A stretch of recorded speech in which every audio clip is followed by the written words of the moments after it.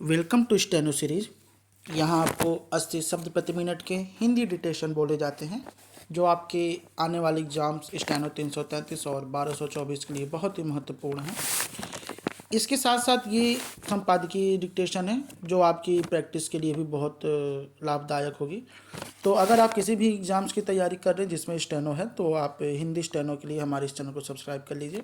यहाँ आपको daily dictation बोली जाती है जो आपके प्रैक्टिस के लिए इम्पॉर्टेंट है। डिक्टेशन स्टार्ट होगा 5 सेकंड बाद।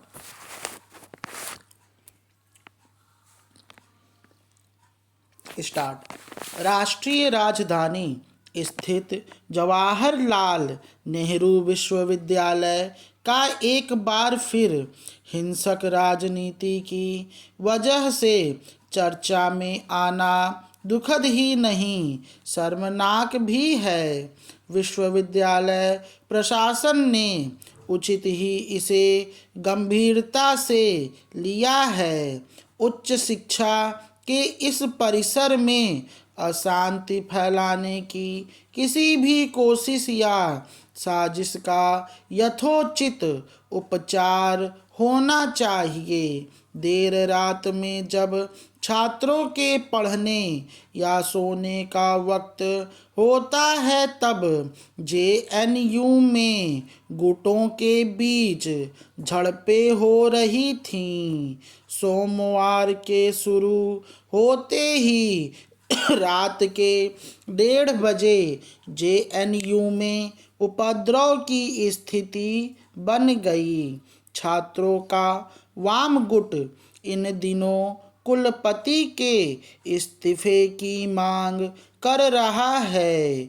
इस मांग के पक्ष में चल रहे प्रदर्शन के बाद ही स्थितियां बिगड़ी और छात्रों के बीच झड़प हुई। मोटे तौर पर हम जानते हैं कि जेएनयू में छात्र वामपंथी और दक्षिणपंथी खेमों में बटे हुए हैं।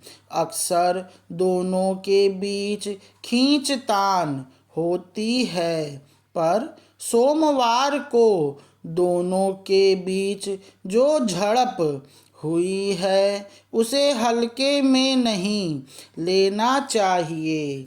ऐसे प्रदर्शनों को हिंसक बनने से रोकने के हर संभव उपाय होने चाहिए। पैराग्राफ।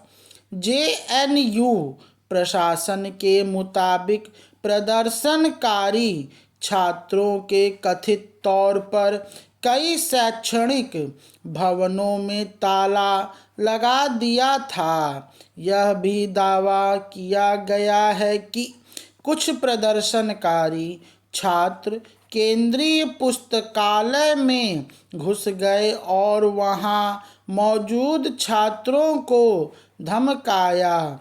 ध्यान रहे कि विश्वविद्यालय के नियमों और भारतीय न्याय संहिता के तहत सख्त कार्रवाई की जा रही है जिसका असर छात्रों के जीवन पर पड़ सकता है। क्या जेएनयू में सार्वजनिक संपत्ति को नुकसान पहुंचाया गया? क्या छात्रों के किसी समूह ने हिंसा का सहारा लिया?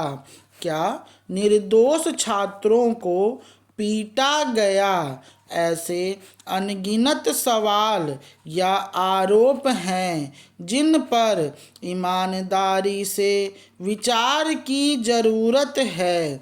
जेएनयू में किसी भी तरह की अराजकता नहीं रहनी चाहिए। छात्रों को सीधी राजनीति से बचना चाहिए। हालांकि इस राजनीति से बचने के लिए सच का सामने आना जरूरी है। ध्यान रहे, अखिल भारतीय विद्यार्थी परिषद ने वामपंथ समर्थित छात्र संगठनों पर परिसर में पढ़ रहे छात्रों पर हमला करने का आरोप लगाया है, तो वामपंथी छात्र समूहों का आरोप है कि विद्यार्थी परिषद ने हिंसा शुरू की। आरोपों प्रत्यारोपों के बीच आखिर सच क्या है? क्या जेएनयू में छात्र शक्ति की आंच पर कोई सियासी पार्टी अपनी रोटियां सेक रही है? यह बहुत ज़रूरी है कि जेएनयू में छात्रों को एक ही निगाह से देखा जाए। जो छात्र कानून व्यवस्था को अपने हाथ में लेना चाहते हैं। स्टॉप।